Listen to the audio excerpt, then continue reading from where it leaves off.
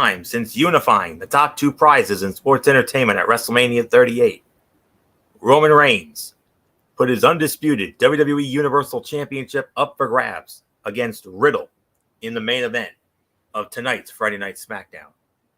The return of the head of the table to the squared circle was not even the most noteworthy occurrence on the show, as Mr. McMahon made his presence felt amid an off-screen investigation into alleged misconduct. What did McMahon have to say to the WWE Universe? And was Reigns able to retain his championship against the very game Riddle? Find out now with this recap of Friday Night SmackDown, for this is the Cerebral Smack Talk. Hello, friends, and welcome to another edition of the Cerebral Smack Talk. I am your host. I am Anthony Florio, sitting in tonight for good old MF Michael Fletcher. Work commitments beyond his control. Unfortunately, MF could not be with us tonight. But I'm here, and so is the phenom Michael Bullock. Of course, we're fresh off another one of our legendary SmackDown chats, and boy, howdy, we had a great one tonight. And for good reason. This was a big-time Friday Night SmackDown from the Target Center in Minneapolis, Minnesota, the home of the NBA's Minnesota Timberwolves, the WNBA's Minnesota Lynx. And, of course, we all know it's been a very harrowing week for the WWE, to say the very least, because of all the news that has come out, mainly the controversy surrounding Vince McMahon, Mr. McMahon, whatever you want to call him. We all know the story by now, so no need to rehash it. It was announced early this morning that Vince McMahon was going to be stepping down. He was going to be temporarily stepping down as the chairman and CEO of World Wrestling Entertainment upon completion of the investigation that is ongoing against him. And on a temporary interim basis, Stephanie McMahon will assume the role of chairwoman and CEO on an interim temporary basis upon conclusion of the investigation. And it was also announced early this morning that Vince McMahon himself would be on Friday Night SmackDown tonight. Not only that, but he would be starting the show. And sure enough, he started the show. All eyes were on Vinnie Mac. We were all wondering, what is he going to say? Well, it turns out he didn't say much. All he did, I mean, the fans cheered for him. He got a respectable pop from the fans because of who he is, obviously. And then he said it was a privilege to stand in front of the WWE Universe, especially in this ring in Minnesota. And he then reminded the audience of the WWE signature that you see before the shows start. Then, now, forever, together. And emphasized the last word. He then welcomed the crowd to Friday Night SmackDown. And that was it. And Michael Cole and Pat McAfee remained silent during the brief speech of Vince. Well, I'll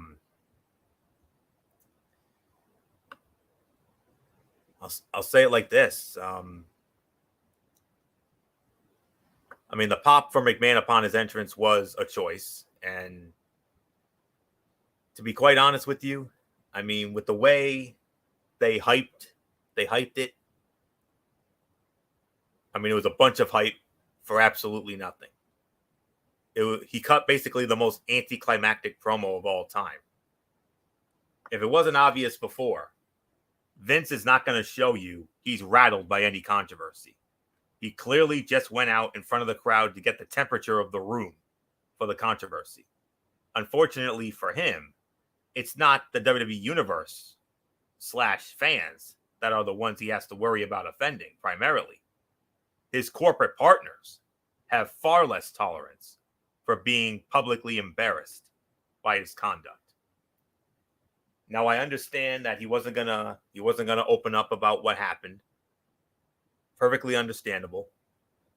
But at the same time, the only reason why I'm kind of poo-pooing on this is because of the fact that there was this grandiose hype for him to be on the show tonight, and we're thinking, okay, maybe something big's going to happen here. Maybe he's going to make some sort of an announcement. We don't know, but all that hype, and he was only out there for like 2 to 3 minutes.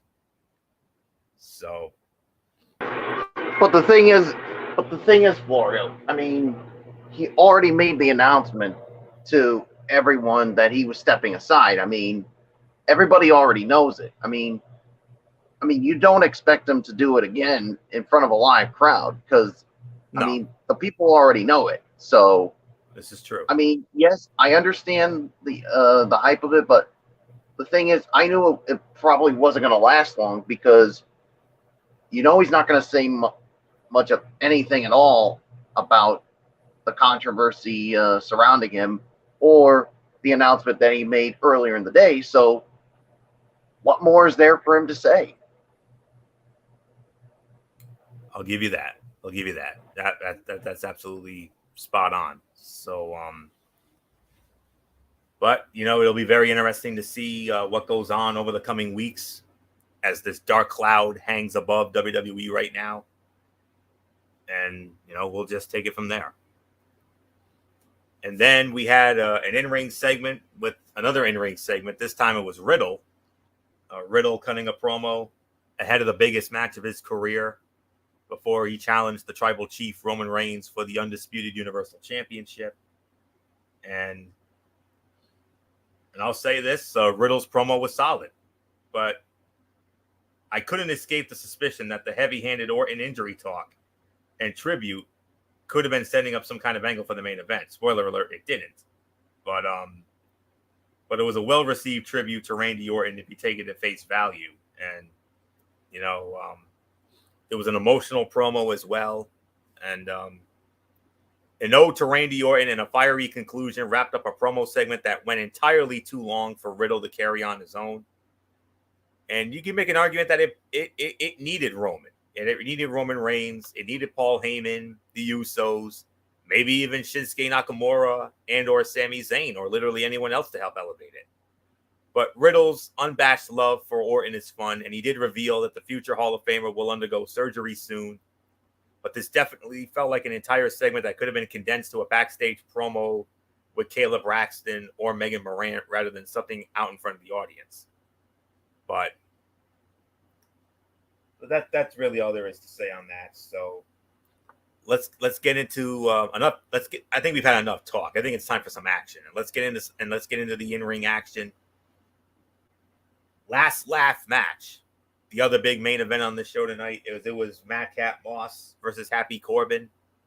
Madcap Moss winning the match, 11 minutes and 32 seconds.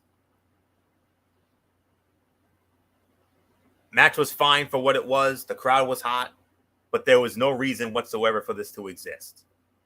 For me, the feud ended at Hell in a Cell with Moss's definitive win over Corbin.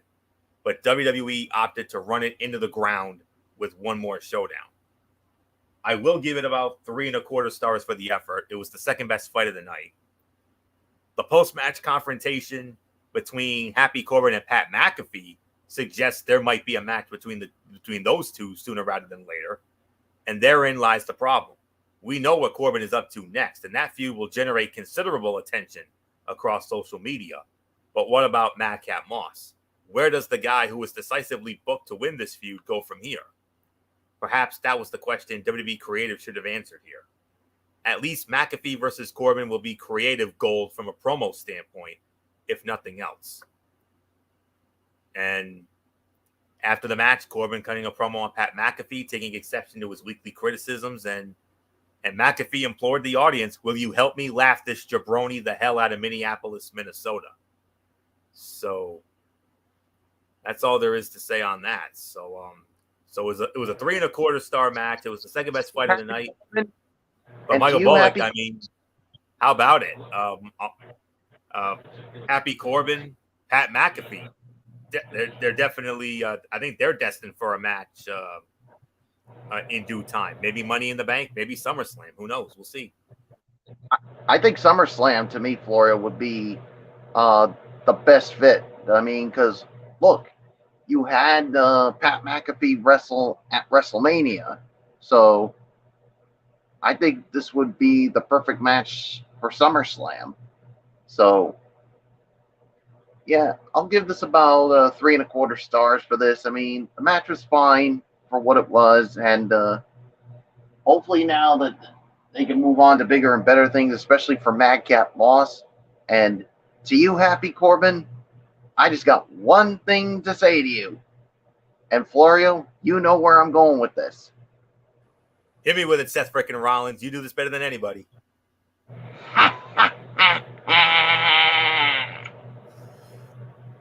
Doesn't he make it sound so lifelike? I mean, just like riddle. Just like when you do the riddle, bro. I mean, and then you throw in the Rollins laugh. I mean, that's just wow. So, not much more to say there. All right, we do have a cutout match. We're not going to waste time on this because this was this to me. You can make an argument that this was the worst fight of the night right here. You had the New Day, Kofi Kingston and Xavier Woods versus Jinder Mahal and Shanky. New Day win the match, 4 minutes, 21 seconds. And it was the worst fight of the night. No doubt about it. It was one of the worst fights. No question about it. A bigger indictment of this segment than the ridiculous dancing nonsense, the fact that there were two former WWE champions involved in Kofi Kingston and Jinder Mahal, and neither was treated like one. Everyone, including the big man, is better than this. This was bad comedy and a subpar match, all in the name of getting over a gimmick that is about as entertaining as watching paint dry, for goodness sakes. At least there is some creative effort being put into Shanky. The same cannot be said about half of the locker room. I'm sorry to do this, but I got to call this a dud because this was awful, honestly. So, but that was one of the few low points of the night. But this, oh yeah, we're most certainly going to get into this. In-ring segment: Adam Pearce, along with Drew McIntyre and Sheamus, and not much more to say on this. All right, we all know what happened a week ago. Last week, Drew McIntyre and Sheamus had a Money in the Bank qualifying match. It ended in a double disqualification because both men used steel chairs on each other. Adam Pearce came out, addressed the controversy surrounding these two, and Adam Pearce did the most logical thing he and the creative team could do. Both Drew McIntyre and Sheamus have both been added to the Money in the Bank ladder match, the men's Money in the Bank ladder match. So it's now going to be Seth frickin' Rollins, Sheamus, and Drew McIntyre. And next week, Shinsuke Nakamura versus Sami Zayn in a men's Money in the Bank qualifying match. So not much more to say here. Michael Bullock, I mean, how about it? We called this going in. We both had this. We both were under the impression that they were going to add both men, and sure enough, Drew McIntyre and Sheamus are both in, along with Seth frickin' Rollins. Whoa, what a star-studded match so far. Yeah, this is definitely a star-studded match up to this point. When you add Drew McIntyre and Sheamus into this, and yeah, I mean, obviously, like you said, I mean, this was definitely a good segment here. I mean, people were wondering what was going to happen, and at first it looked like it was only going to be Sheamus, but Adam Pearce said, no, I mean, it's not just going to be Sheamus. It's also going to be you, Drew McIntyre. So he made the logical choice of putting both of them in. So, and Florio, of course, when you see this, what does this remind you of? I don't recall. What does it remind? What should it remind me of? Something that happened right here. I got it now. Yep, It just came back to me. I know where you're going with this. The 1994 WWF Royal Rumble. Shout out to Top Pettingale. The 1994 Royal Rumble right here in Providence. My man Bret the Hitman Hart and Lex Luger, the co-winners of the 1994 Royal Rumble, and they put both men through to WrestleMania. And to this day, I still don't understand why they couldn't have just made that a triple threat match. I still don't understand why. Yeah, well, I mean, the thing is, I mean, you could make an argument, but the thing is, I mean, obviously, I mean, you wanted to give both of them like at least one chance against Yokozuna. So yeah, I can understand that. Yeah, and I don't think triple threats were that popular back then of the WWF. No. So no, they didn't get popular until like the latter part of the 90s, the late 90s, and into the 2000s. Yeah. So I can understand where you're coming from this Florio, but like I just said, it triple threats didn't become popular until, like you said, the latter 90s. So, but yeah, I mean, seeing this announcement, Sheamus, though. Yeah, but yeah, I mean, it's no surprise here, like you said, with these two being added, and now with Sami Zayn and Shinsuke Nakamura going at it next week. And if you put Shinsuke Nakamura in there, I mean, look at who, if he wins it, look at who you have right in there then. You have Nakamura, McIntyre, Rollins, and Sheamus. So I'm already calling for it. I think Nakamura is going to win it. I mean, there's no way on earth that they would put this lame duck man in this ladder match. Well, stranger things have happened. Let's not forget that. Well, it's true, but I'd rather would see Nakamura than lame duck man in this. Oh, that's agreed. Just my honest. Agreed. So, considering how Nakamura has been booked over the years. Yeah, so there's nothing more for me to add here. So, Florio, it's yours. Yeah. By default, this was the segment of the night. I mean, it was a segment that happened and definitely could not have been reserved for a quick backstage vignette. I mean, with that said, McIntyre and Sheamus are great additions to a match that already touts Seth Rollins and figures to possibly add superstars like maybe Kevin Owens, maybe Sami Zayn, Shinsuke. Say what you will about the summertime state of WWE creative, but the talent, as always, is extraordinary and will make up for it with an extraordinary bout. And I think it's going to be better than the women's match, but that's just me. So, and speaking of the women's Money in the Bank ladder match, we had a qualifying match. The next match on the card here, as it was Raquel Rodriguez squaring off against Shayna Baszler. Winner of the match in 3 minutes and 10 seconds, Raquel Rodriguez. And now we have 4 women in the women's Money in the Bank match. You got Lacey Evans, and now you have from Raw Alexa Bliss and Liv Morgan. So, and it was also announced that next week on SmackDown we're going to have a women's qualifying match with Aaliyah going one-on-one with Shotzi. So we'll see how they decide to do that. But the competitive match concluded with Rodriguez fighting through the challenge of the Queen of Spades to put her down with the Tahana Bomb for the win. The outcome was obvious, sure, but it was the right one. The competitors are very clearly trending in 2 different directions, with Rodriguez appearing to be one of WWE's creative key projects. A win here and her addition to the Money in the Bank match elevate her star at a time when the company needs them. And there will be some who question the company's inconsistent utilization of Shayna Baszler, and with good reason. But that is a task akin to pushing a boulder up a hill.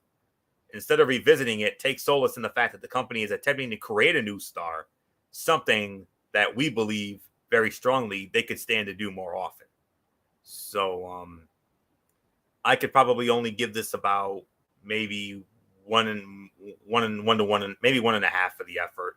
Second worst fight of the night, only behind that ridiculous comedy tag team match.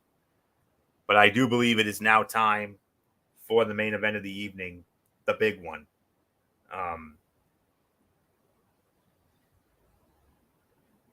The big one. The undisputed WWE Universal Championship. The champion, the tribal chief, the head of the table, Roman Reigns, in his first television title defense. Now, keep in mind, he has defended the title, but he's only defended it on house shows. This was his first title defense on television since unifying the titles at WrestleMania. And he defended the title against Riddle, of course.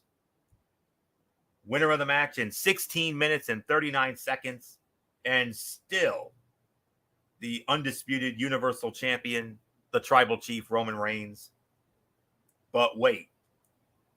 But unfortunately, with the stipulation, with Riddle losing, Riddle can now no longer challenge Roman Reigns for as long as Roman is the champion. This was a one-time opportunity for the original Bro. But wait, there was more. You noticed there was time left. Enough time for Roman's next challenger. And well, the original plan was for Roman Reigns to face Randy Orton at SummerSlam. That was the rumor going around. But now that there are dirt sheets going around that's saying that Randy Orton's back injury was a lot worse than anticipated, and he may be out for the rest of the year, just like Cody Rhodes. And that is not one, but two huge losses for WWE. So WWE needed a backup plan. How do you do that? Oh, you only bring back the beast incarnate, the man that Roman Reigns defeated at WrestleMania to unify the titles in the first place. Minneapolis, Minnesota's own Brock Lesnar. And yes, Brock Lesnar is back. And on top of this, it was announced on WWE's Instagram account, and it is official. Roman Reigns, Brock Lesnar, undisputed WWE Universal Championship in the SummerSlam. Last man standing match. Michael Bullock, you got to have serious thoughts on all of this. No doubt about it. Fight of the night. I mean, we're both in agreement. This is hands down the fight of the night. But Bullock, Roman Reigns, Brock Lesnar, last man standing, Universal for the undisputed title in the SummerSlam. Let's go.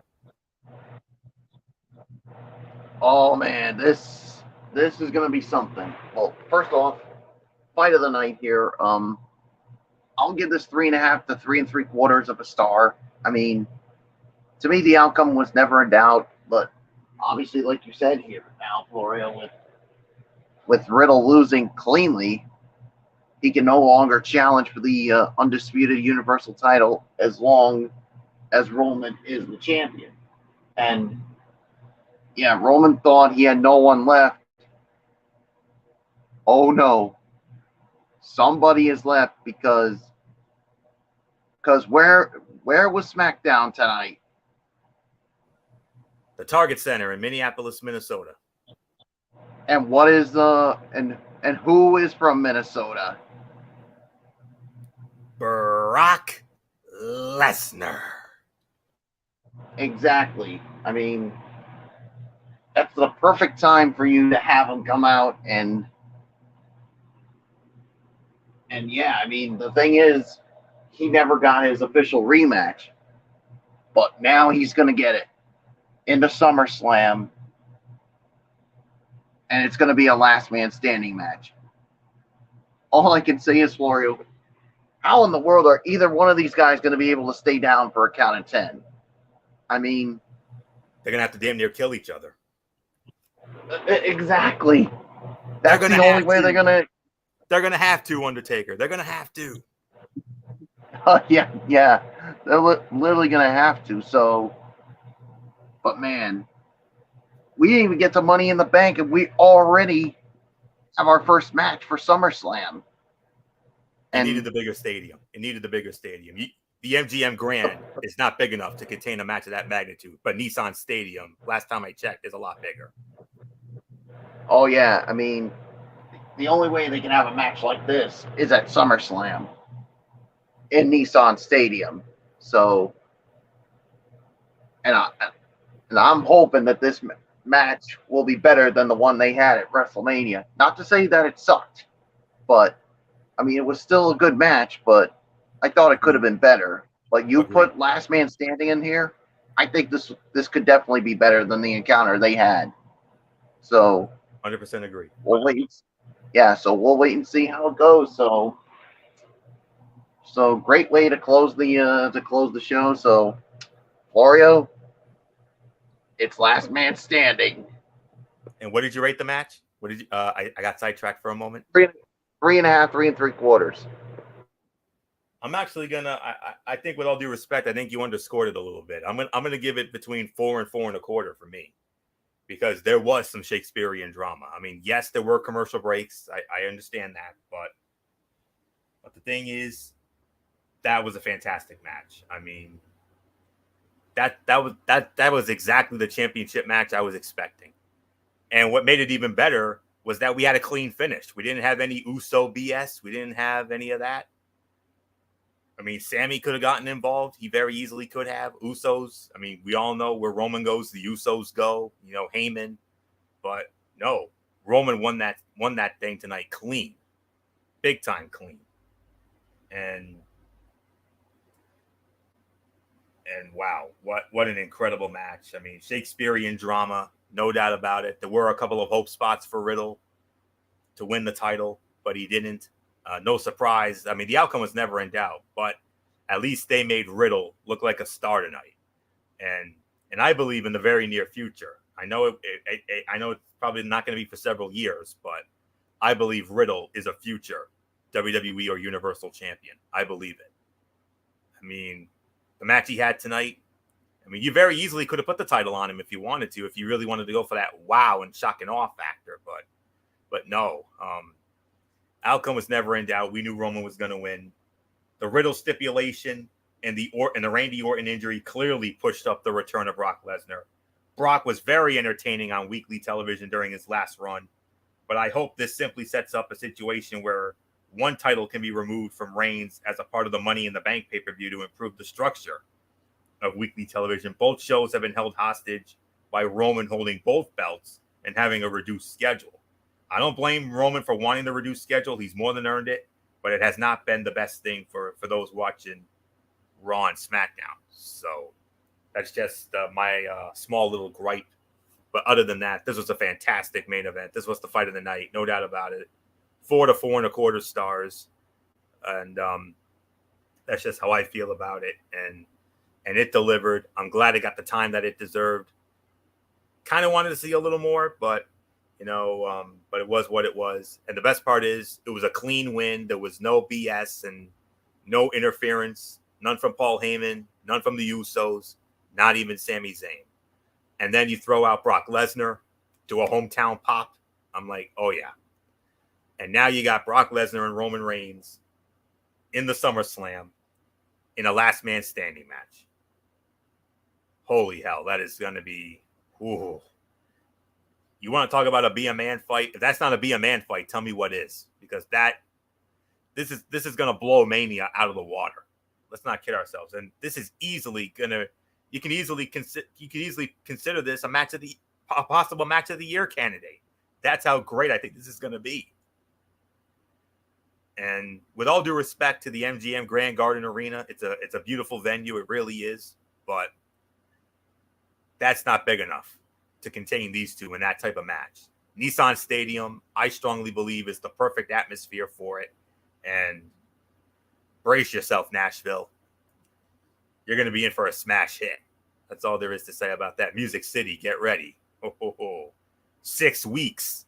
We got 6 weeks to hype this sucker. So there's no doubt about it.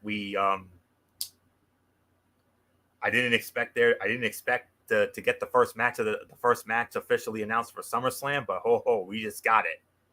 And it's the match that, without a doubt, will be the main event. And also, it's going to steal the damn show. Let's not kid ourselves. So, and I believe that match will finally put an end to the never-ending feud between Roman Reigns and Brock Lesnar. And who knows, maybe the Money in the Bank winner could end up cashing in on this. You don't know. It's very, very possible. So we got to watch out for a possible Money in the Bank cash in, because that's a perfect match to do it.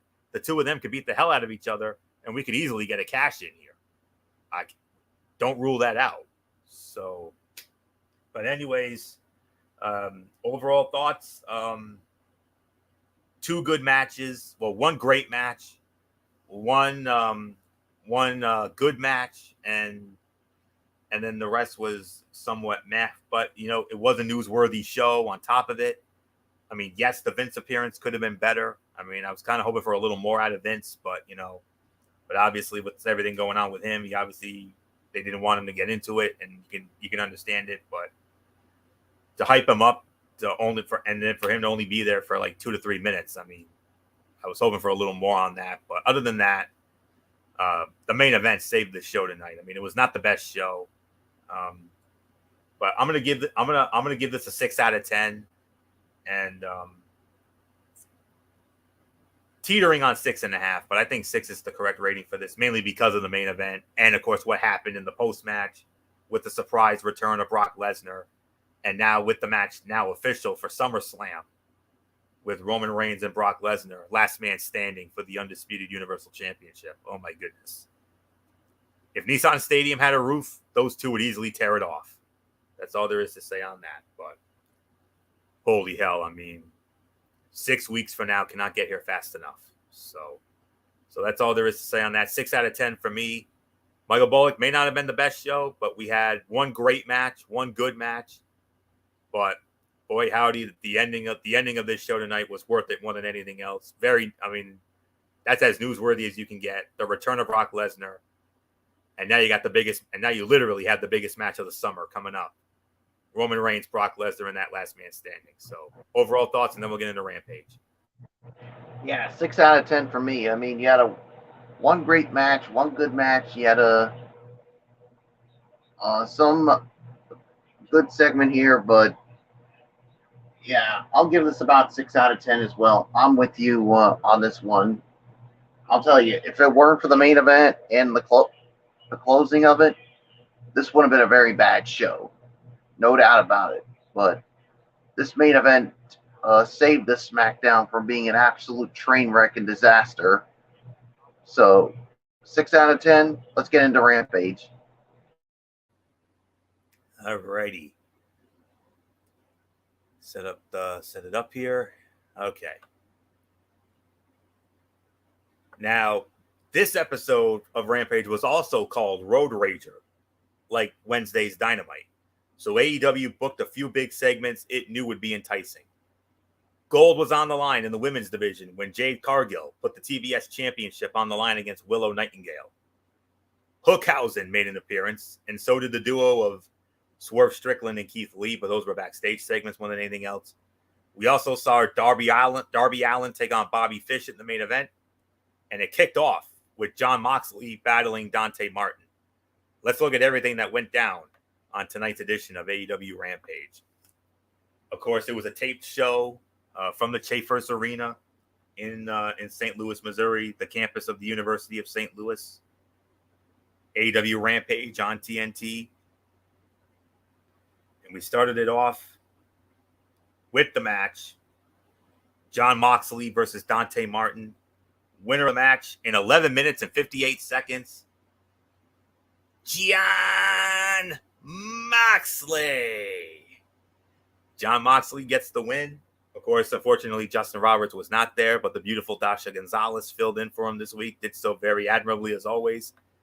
I know that made MF very happy because I know MF loves Dasha, but going back to her SmackDown days when she was the interviewer, but that's a story for another day. But Moxley and Martin, wow, this match was fun.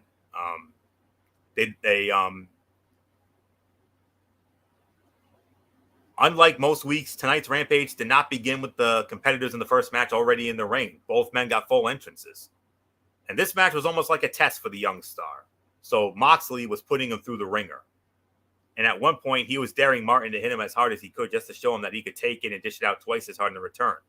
And whenever Martin would find some momentum, Mox would steal it away from him and put him on the mat to neutralize his aerial offense. I thought they did a good job telling the story of this match, even if it was clear they were holding back and not trying to make this a match of the year candidate. With that said, this match was fun, displayed the abilities of both competitors effectively, and told a coherent story. Was it the most exciting bout ever? No, but it did its job quite well. And Martin could use a little more power behind his kicks. They look a little too much like he is trying not to hurt his opponent. And watching Dante Martin just hop up to the top rope and then hop back into the ring like it's nothing will never stop being impressive. And Jon Moxley is a much better technician than people give him credit for. He can be smooth when he wants. He just prefers to be a bruiser. He's versatile, but chooses to be a brawler because he has more fun that way. I'm going to give this 3.5 stars for the effort because, like I said, this was a very fun match. And like I said, the sky's the limit for Dante Martin. That young man has a very, very bright future for him. His future's so bright, we all have to wear shades. There's no question about it. Sometime down the road, I believe that young man's going to be wearing championship gold. I just don't know when, but I believe he'll be a champion in due time. But no doubt about it, outcome was never in doubt. We all knew Moxley was going to win. You know, you want to keep the momentum going for him going into his big match at Forbidden Door when he goes up against Hiroshi Tanahashi for the interim AEW World Heavyweight Championship. So for me, based on the effort, it was a 3.5 star match and one of the fights of the night. I mean, you can make an argument between this and the main event. That's all I'm going to say. So not much more to say. So Michael Bullock, come on in. Outcome was never in doubt. We all knew Moxley was going to go over, but boy, howdy, Dante Martin gave him one hell of a try, did he not? Yeah, 3.5 stars for me. Dante Martin, he definitely gave Jon Moxley all he can handle in this match. I mean, the outcome was never in doubt, but man, Dante Martin, that young man's star, it's going to grow for him. I mean, give him some time, and somewhere down the line, that young man's going to be wearing championship gold. I mean, because that's just how impressive this guy is. I mean, obviously, like you said, you want to give Jon Moxley some momentum going into his match at Forbidden Door against Hiroshi Tanahashi for the interim AEW World title. So, yeah.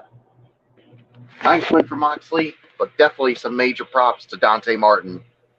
His future is looking bright, and like I said, he'll be wearing championship gold before you know it. So nothing more to say. It's yours. Amen to that, brother. Amen to that. So, of course, you can't have an AEW Rampage without a dud match, the dud match of the week, and here it was. 6-man tag team match. Max Caster and the Gun Club, Austin and Colton Gunn, versus Bear Country, Bear Bronson and Bear Boulder, and look at this, Leon Ruffin. Now, if you don't know who that is, that's Leon Ruff, formerly of NXT. The same Leon Ruff that pulled off one of the greatest upsets in NXT history when he took the NXT North American Championship from Johnny Gargano on an NXT show in the fall of 2020. We all remember that. We all remember he tried to put the belt around his waist and it didn't even fit him around his waist. The belt fell down to his knees. We all remember that. One of the funniest moments in history. But unfortunately, he wasn't laughing tonight because Max Caster and the Gun Club made quick work of these guys. Caster and the Gun Club won the match in 1 minute and 16 seconds.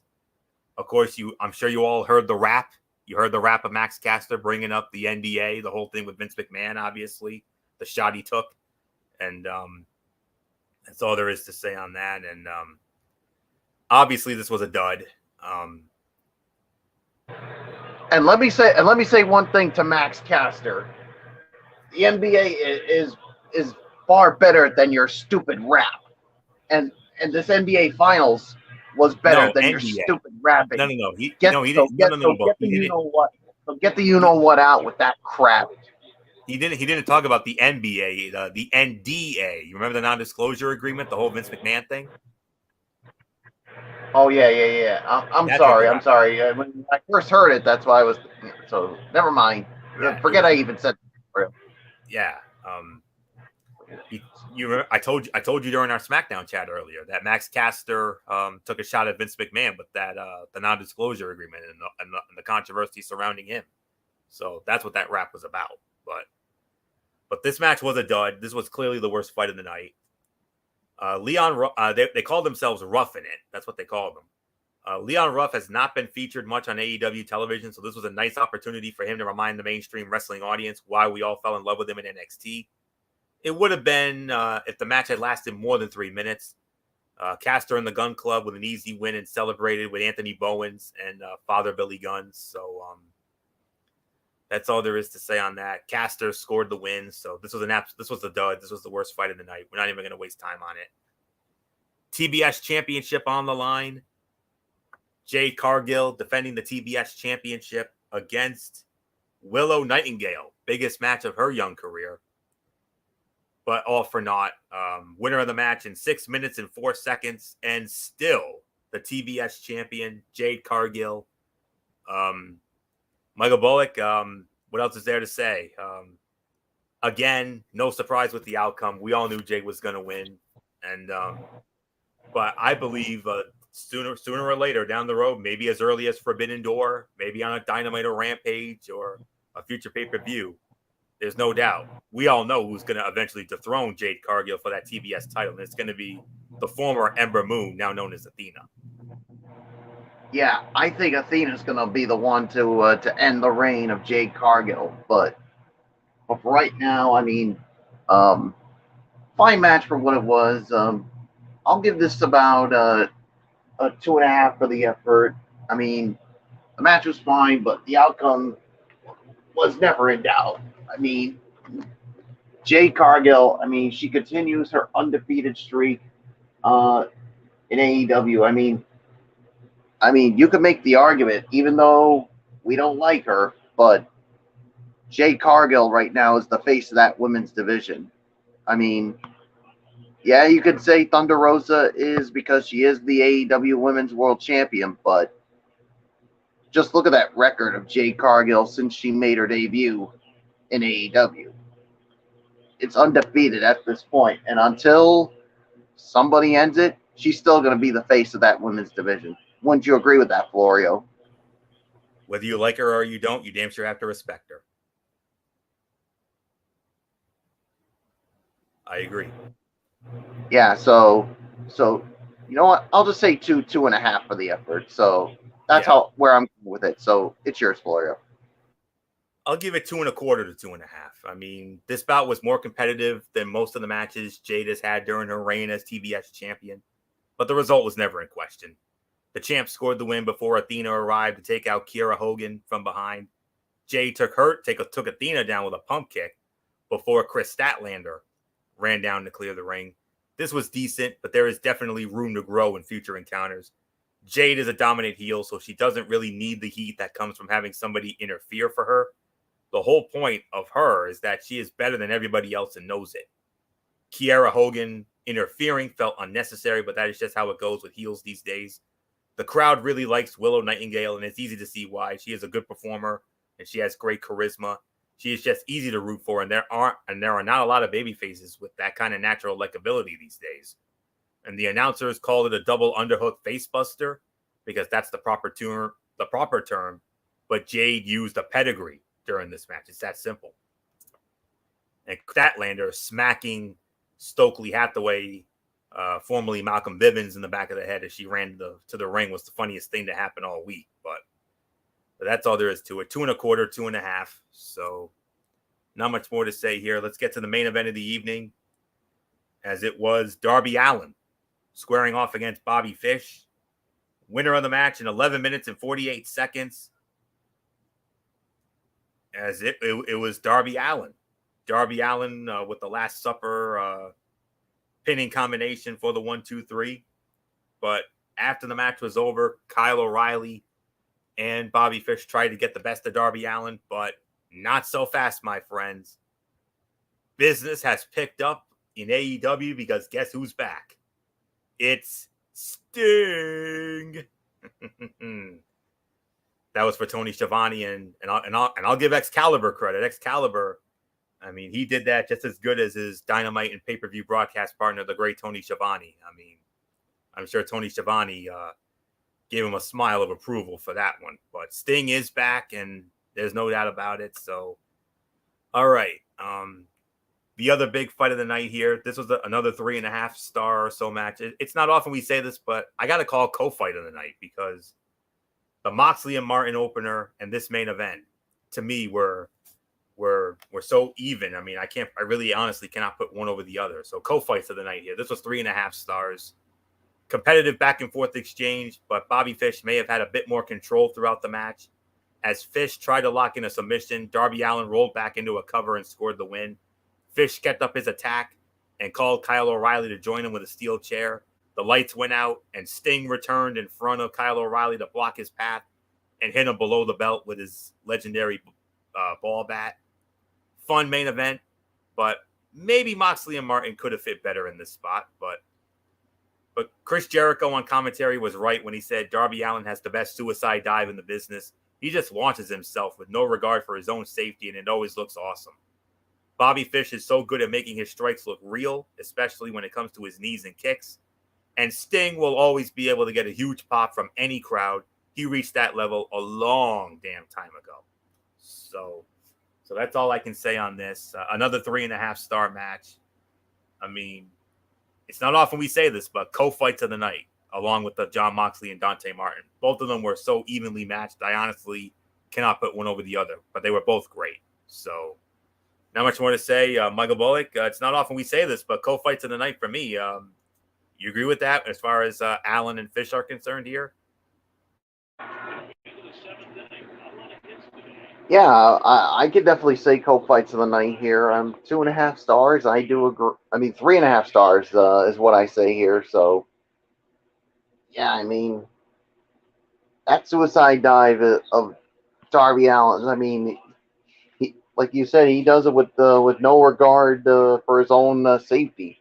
So, but yeah, Sting coming back, and this is going to set up a feud with Red Dragon and of course Darby Allin and Sting. So yeah, so there's really nothing more for me to say. I mean, and as far as this edition of AEW Rampage goes, I'll give this about maybe 6.5 to 7 is my rating for this. I mean, agreed. There are things that definitely could have been better, but all in all, I thought it was a fine edition of Rampage. So 6.5 to 7.